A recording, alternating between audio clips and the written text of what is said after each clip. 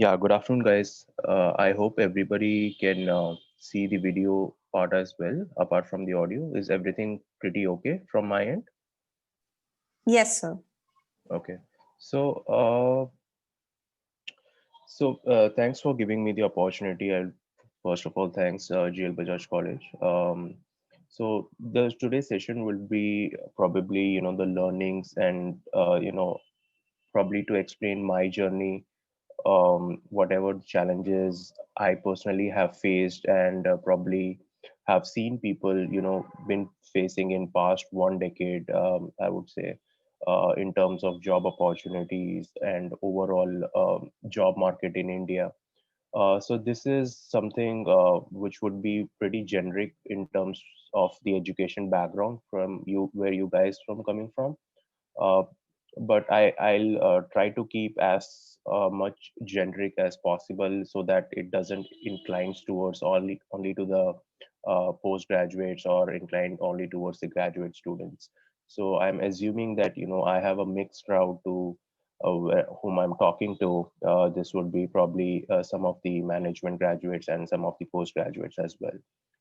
So so I mean, going back on time, 10 years before or 15 years before, like 2005 to 2010 was a and hardcore IT market overall. So everybody wanted to get into information technology, um, and eventually everybody started opting for engineering as their graduation stream.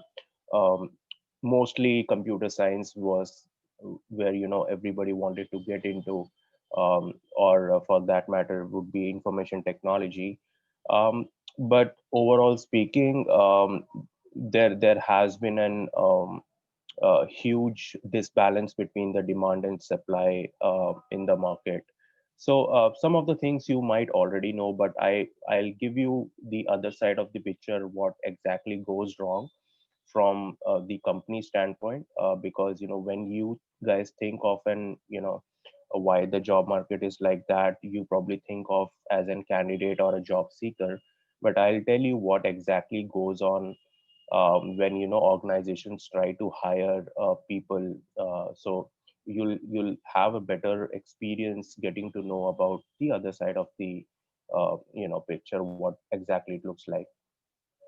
So, 2005 to 10 was a huge, intakes for engineering graduates. Everybody, even entering into electronics, communications, instrumentations, or, core branches like civil and electrical from top institutes. I'm talking like IITs and IITs. At the end of the sixth semester, everybody were again going back to, uh, learning about algorithms, data structures, basics of computer science, when they eventually got to know that the job market is pretty static for this core students.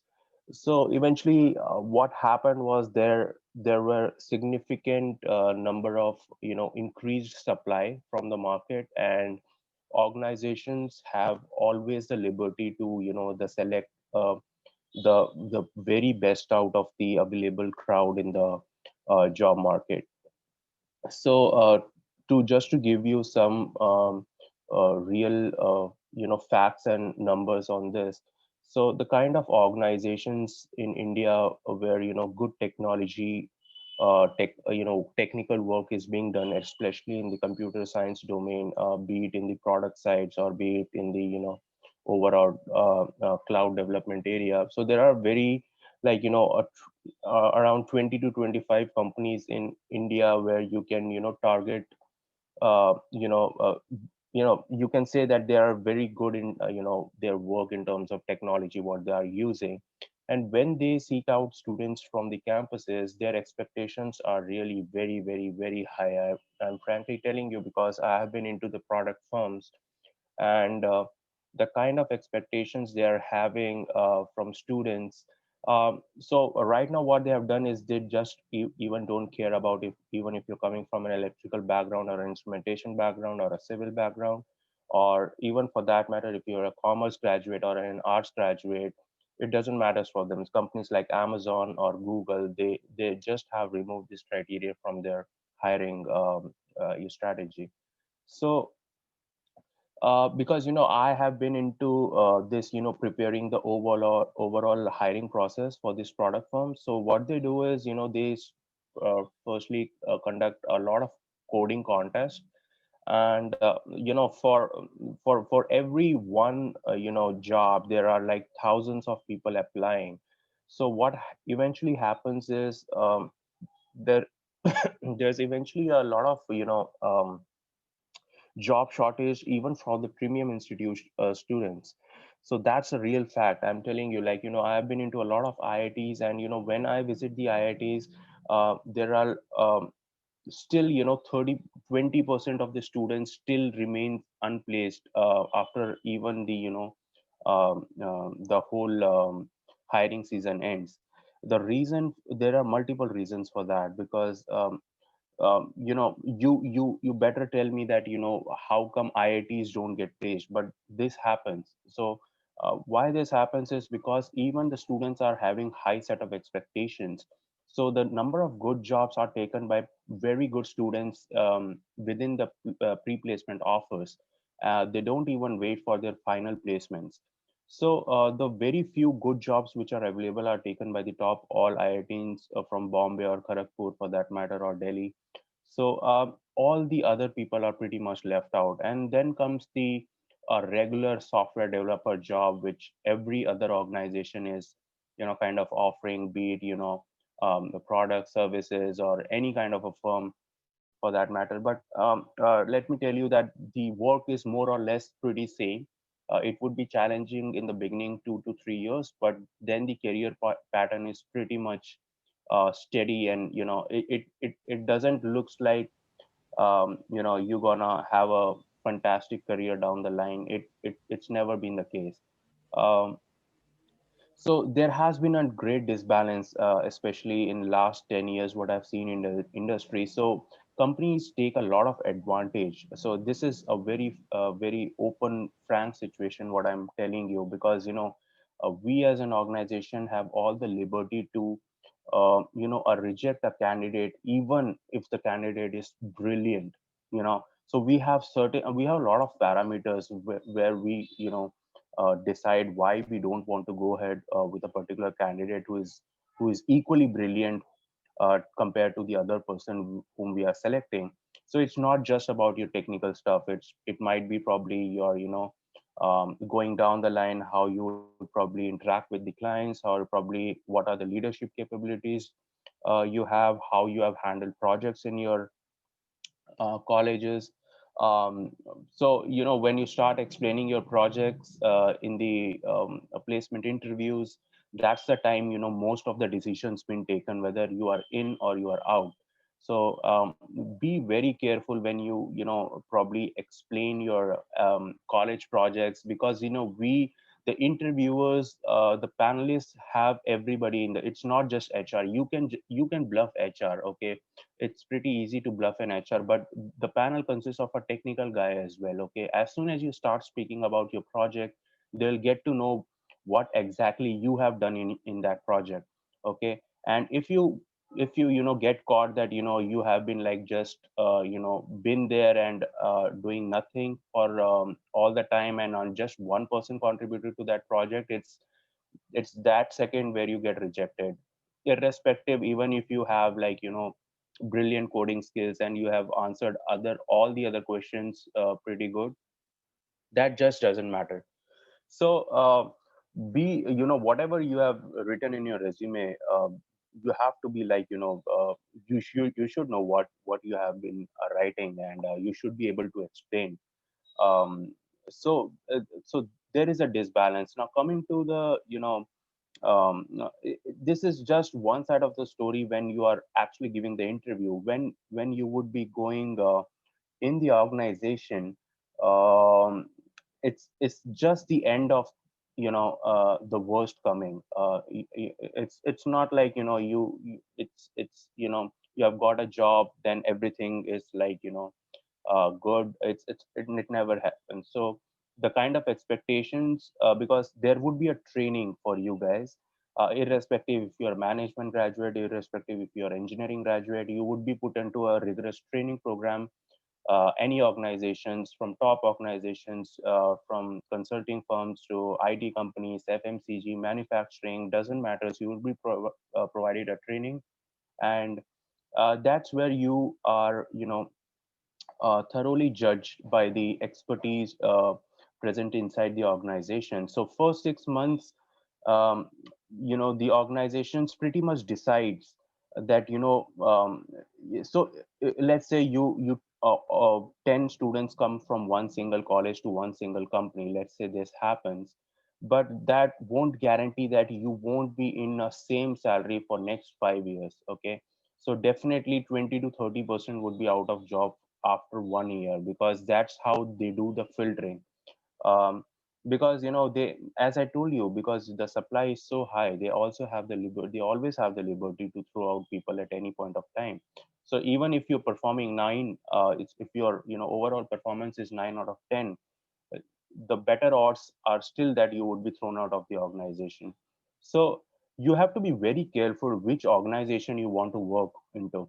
Okay, so I mean, you what you need to do is, probably you need to see. So first of all, you have to see, which all locations you are comfortable, because this also has been a pretty big issue with students, because students accept the offer from Bangalore, Hyderabad, but there are a lot of issues what they face after 1 year relocating there. So that's also a big thing. I mean, it's not just you. So let's say if you're going to Amazon in Hyderabad office and you work for like 2 years. Okay, and now certainly there is a situation when there is a need that you have to come back to your place. There can be personal reasons, family reasons, or whatever it is. Um, so you have to see that, after Amazon, which all are the companies back in Delhi NCR which can hire you, uh, at least in a similar salary bracket or a better salary range than that. So let me tell you that there are very few organizations overall which are better than Amazon, which everybody admits the fact. And out of which 94% of the organization are again based out at Bangalore and Hyderabad. So there are very few, one or two organizations there which might be in Gurgaon or probably in Noida or something. But you have to see what are the chances you getting through the interview, or what are the positions coming up in the upcoming future, if you will get a job there or not. So uh, that happens. I mean, people go for their careers, starting their careers, then they, when they have to come back to your hometowns, that becomes a pretty much a challenge. So what happens eventually is, you lose a lot on your the learnings what you did in Amazon for first 2 years. So that eventually becomes a waste of time, and as soon as your gaps in the resume starts increasing, again the chances of getting rehired is pretty difficult. So it's very important for you to, so let's say if you are studying marketing, and so there this marketing is in every industry. Okay, it's in IT industry, it's in FMCG, it's in uh, steel industry, it's in banking industry. So whatever industry you have, so first you need to jot down which industry you are comfortable, which industry suits you well, what's your natural interest in clients. So let's say uh, some people have natural inclination towards automobile. So student might have interest in knowing about the upcoming cars, upcoming technology in the market, in terms of cars or bikes. So you need to see what's your natural interest inclined towards to. It's an automobile you prefer. You start targeting. You first, you need to know what are the automobile industry which hire from campuses. Okay, so let's say only three organizations hire from campuses, maybe a Mercedes, or maybe Jaguar. These are the organizations which hire from campuses, which I know from automobile industry. But so what are the chances, what kind of campuses they are visiting to? If they are only visiting NITs, So you better leave that. Okay, so that's not going to work out for you, because it would be very tough for you guys to go and grab a job in Audi or Mercedes, even if you go off campus. So what next you can do? What next you can do is probably you can approach the HR in the LinkedIn and tell them that you have done this kind of project in your education background. This is something related to automobile, and this is something really exciting, and I'll be really interested to work with you guys. Is there any way out where I can participate in any of the hiring events which you are doing in any other campuses? So you should be showing interest in platforms like LinkedIn, or probably trying to get some referrals, some of the known people whom you might know working in that organization, and move your candidature from there onwards. So that's one direction of working ways out. But if you don't get it like that, so you need to switch industry. So what's next? If not automobile, then what's next? So probably you might be interested in something which is more of like a, like a textile industry, for that matter. Okay, so for textile industry, you need to see what brands hire from campuses, so you need to do that homework in your pre-final year. That this itself, it's a regular activity which you need to do apart from studying for just for your placement interviews, because placement interviews is something which it's the day, whatever happens. Okay, even if you are best prepared for your dream organization, chances that you might not get through, or they fill the positions before even your turn comes up for the interview. So there might be a lot of things which can go wrong on that particular day. So you should not be relying in one single option. Okay, you should be having multiple options where you want to apply to, and similarly you need to work in that direction. So apart from that, nowadays what has happened is, you just don't carry a plain resume in for placement interviews. um, so what has happened is, definitely additional certifications will give you an edge. Okay, so additional certifications, as in, you need to see, like, if you are doing marketing, or if you're interested in sales, or if you are doing in particular aspect of sale. Let's say you are doing an outbound sales, or you are doing an if you're from a marketing function, you are pretty much interested in a digital marketing function. And so you should be doing some certifications in Google Analytics. Probably you should be doing something related to PPC. So there are a lot of areas where you can probably get a certification or get an edge compared to the other students applying for the same position. So when you do that, so what eventually happens, there are two things which happen. So from the company standpoint, the companies do give an advantage when you come up with a resume with a lot of additional certifications in that. And rest, what happens is, so once you start learning in one particular direction, let's say when you started learning about digital marketing, so at least you start developing interest in one area, so you're not confused anymore that where to go next. So probably down the line, after 2 months, you will get to know, okay, this is something which I'm liking, and so probably you will invest more time and efforts in the same direction. So there might be a lot of institutes or online platforms nowadays where they can where certifications of digital marketing can be given.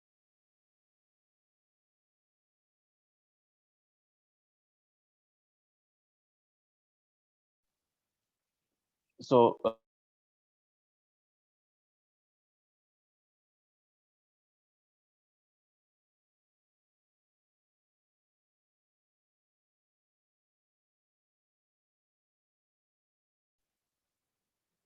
yeah. So so you need to see which kind of certifications you want to do. There are a lot of platforms out there.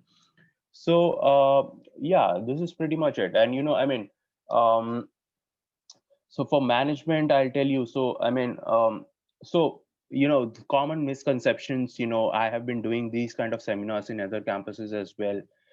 People have been saying that only if you get into finance, if you opt finance as your majors, then only you have a lot of jobs available in the market. Or if you select marketing, then you have a lot of jobs. So people end up usually selecting finance and marketing. That's some very much chosen the combination of specializations of students. What eventually happens is marketing and finance are itself a very vast ocean of knowledge. So you can't study both, that's for sure. Okay, you can't get into both. So even when I was student back in that time, even I had the same misconception that I mean, if not finance, I'll get a job in marketing. If not marketing, I'll get a job in finance. But that doesn't how it works. So you need to get into only one direction. So better you choose something which is a bit lighter for you, and don't keep that second option for you. That's never gonna work out. Okay. So either go for like finance or international business or marketing or HR or something like that, which is something you can pretty much focus on one single specialization rather focusing on both. Okay, because both have entirely different career paths. And I have seen a lot of 8 out of 10 candidates when they come for interview, especially at the HR round. If I'm taking the interview, then 8 out of 10 students, what they say is, I have done HR as well as I have done marketing. And so when I ask them that what kind of a job they are looking for, they say that anything is okay. So that won't work, because I mean, companies come with certain kind of expectations from you guys. And when you people say that you are eventually clueless, that what you want to get into, and any kind of placement would work for you, that won't work, because that's a major reason for a rejection comes up in someone who's taking for the interview. So you should be pretty much clear what you want to get into. If you decide in the first year itself in your MBA that what you want to get into, whether it's a marketing, it's finance and HR, and there is nothing like finance people will earn more than HR. It never happens. It doesn't works like that. Or finance subjects are tougher than HR, or operations or marketing subjects are tougher than HR. It doesn't work. It's not like that. There are people in operations who have done brilliant in the industry, and who are pretty much in the top positions in pretty big organizations. And there are people who have done MBA finance from very premium institutes in India and are earning nothing, and even don't have a job till now. So both our cases are still there. So there is nothing like HR will have lesser job opportunities, or operations will have lesser job opportunities. Only marketing companies come in our campus, so we should go for marketing. It doesn't work like that. I mean, the opportunities are pretty much equal for all the streams. That's first thing you should be putting in your mind. The second thing is, in terms of money, yeah, maybe there might be thing that the starting salaries for finance marketing would be comparatively better than HR or operations, but down the line it's gonna go the same. It's gonna go the same. It's That's for sure. I mean, you can't say that finance people, those who are specialized in finance, they would have plenty of job opportunities and they're gonna earn like tons. That's not going to happen. So there are people who flop big time in finance industry because it's a much demanding job. It's not a cakewalk. Those who go with finance as a specialization, let me tell you that that's the hardest job to stick on for, even if you're planning to stick with the company for at least or for that matter, if you want to do a job for like 25 to 30 years, just think about it. You can't take that much of work pressure for 25 to 30 years in your entire career, because finance is a very demanding job. Anything related to finance, be it like if you get into investment banking, if you get into equity analyst, if you get into risk advisory, so any area of finance is itself an ocean, where you have to get in depth, to gain some kind of knowledge. And it won't happen overnight, not even like 5-10 years. So you might expect you get a specialized in one area. Let's say you want to specialize getting good knowledge in one area, let's say risk. So if you want to get into risk, until unless you are from a top management institute, if you're even from a decent college graduate, then at least it will take minimum to minimum 10 years to get some depth of knowledge into that area. Okay. So what I'm trying to say is, when you start the job, it's just the starting, and it's just the starting of the pain what's coming up. Okay.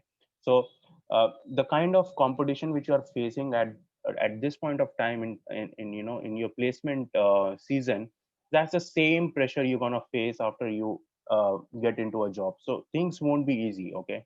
Things won't be easy. You should be mentally prepared when you come to the organization, for that matter. And even if you get a job which is not like, um, it's your dream job. Okay. So I have seen a lot of people that, see, I came from an engineering 2011 batch. Okay. So till 2 years back, there were still few of my known ones who were 2011 engineering pass outs, who still didn't got a job. When I asked them the reason why you haven't got any job, so what they are telling me is that, because I'm not liking this job, whatever has been offered to me, that was not good, so I left it in 1 month or 2 months. So for the sake of it, they have ruined their careers, like 7-8 years of gap. Now big time problem is nobody is taking them. Even a simple normal BPO job is also something, it's very hard to get. Okay. So when you don't get your dream job, it's not the end of the world. You should be taking something nearby to that. Okay. Anything which is related to that, even if it is not Amazon, Google, you go with an organization with which does similar kind of work.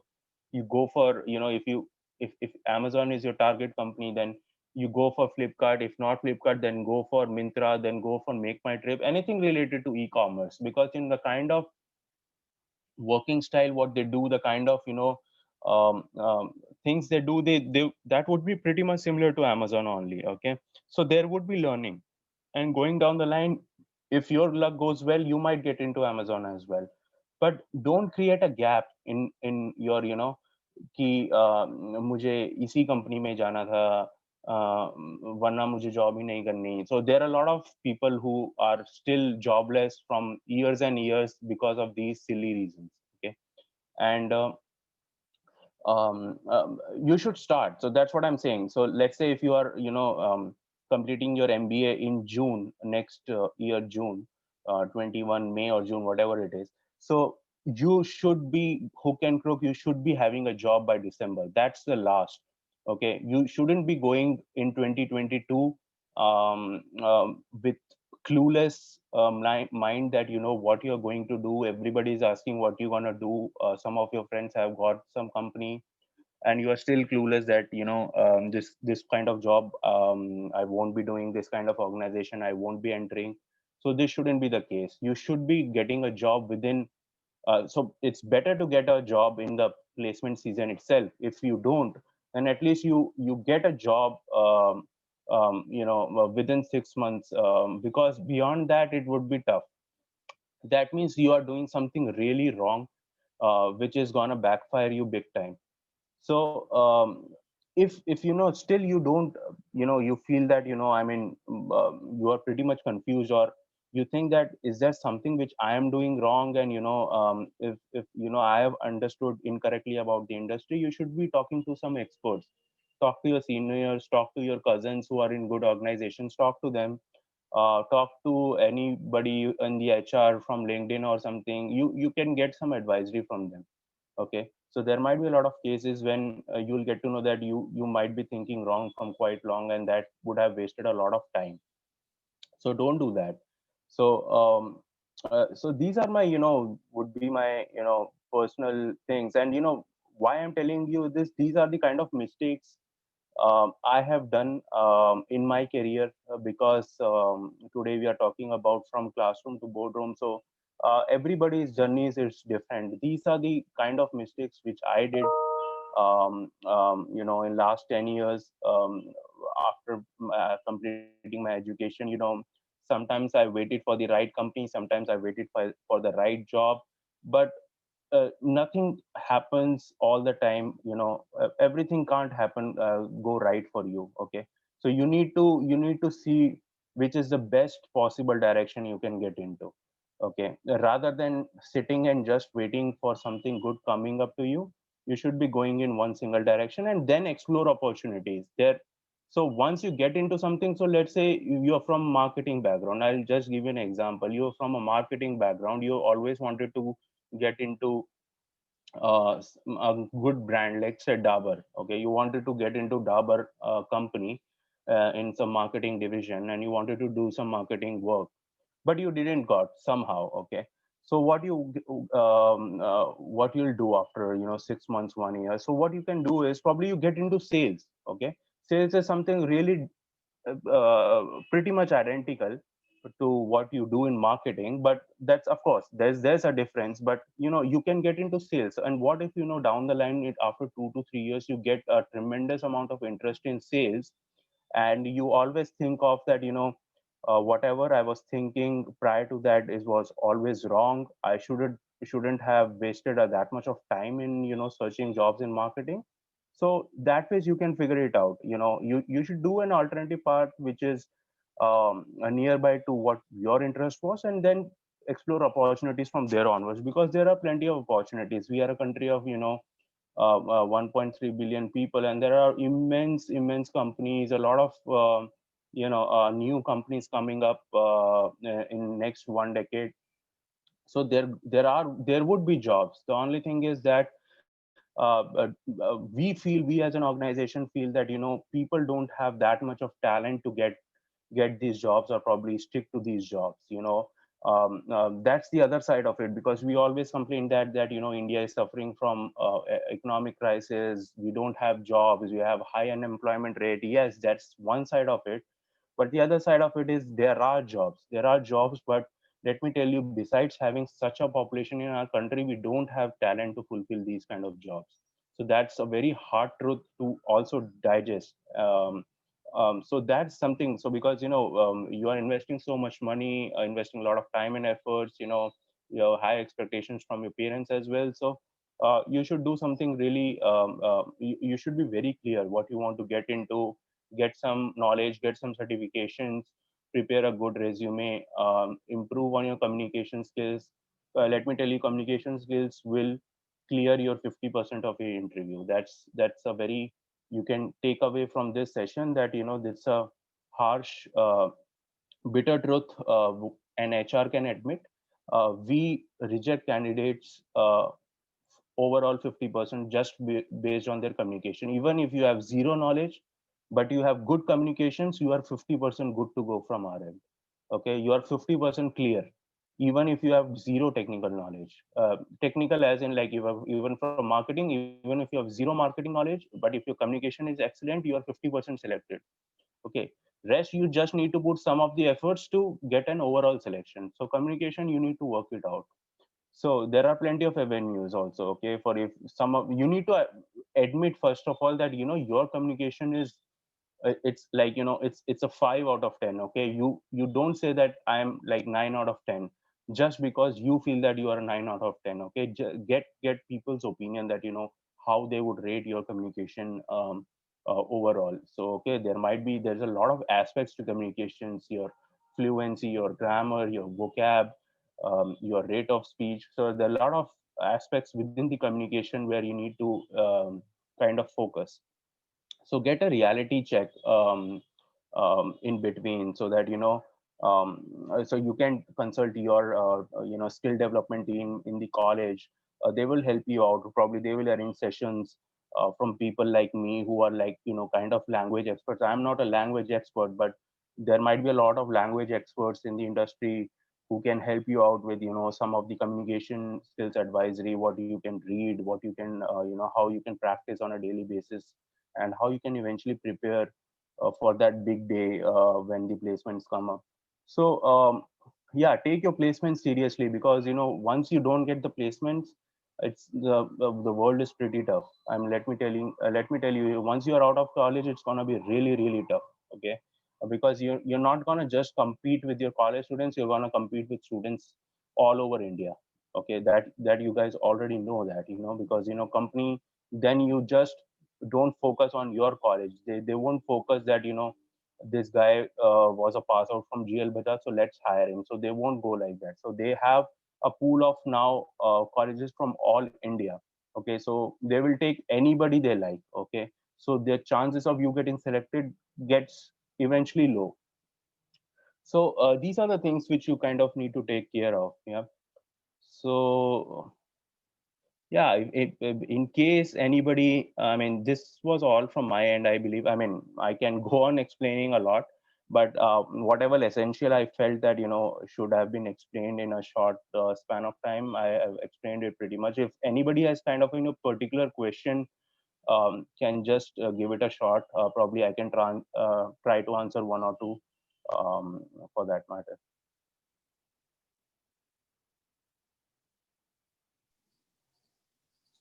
Thank you so much, sir, for an amazing session.